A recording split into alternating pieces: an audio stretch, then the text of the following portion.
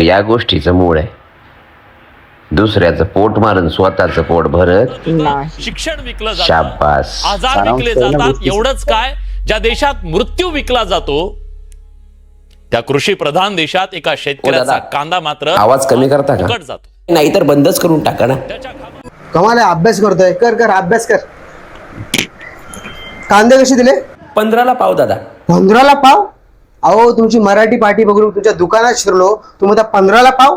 अहो तुमच्यापेक्षा तो मॉलवाला मेहता शेड भरा, 5 रुपये पाव दे, 5 रुपये पाव. तुम्हाला 15 पाव. धन्य आहे. यायला मराठी माणूस कधी कामच करू शकत नाही, धंदेच करू शकत नाही. अहो कांदे कसे दिले? तुम्हाला कितीचे पाहिजे? तो यादव ठेलेवाला 10ला देतो. 10लाच द्या ना. दादा 15ला पाव आहे.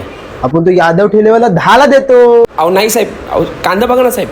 अहो अस्सल मातीतला आहे हो साहेब. कांदा बघा ना साहेब. तो यादव ठेलेवाला 10ला देतो ना.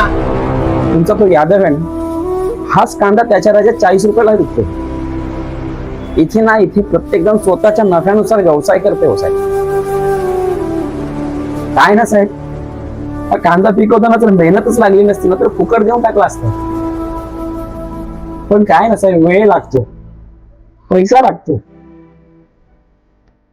आणि ना साहेब, छोटस गाव आहे ना, पण आम्ही स्वप्न बघतो त्या कांद्याच्या येणाऱ्या पैशातून ना छोटी छोटी स्वप्न बघतो साहेब आम्ही. तिथं आमचं दुःख काय झालंय माहितीये का साहेब? पर आमचं असतं आणि बारसं दुसरंच करतो कोणीतरी. हे दादा कोणाशी बोलतोय?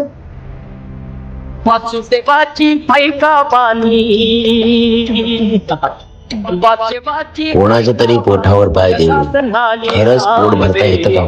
काम करी काम येड्या, काम करी काम.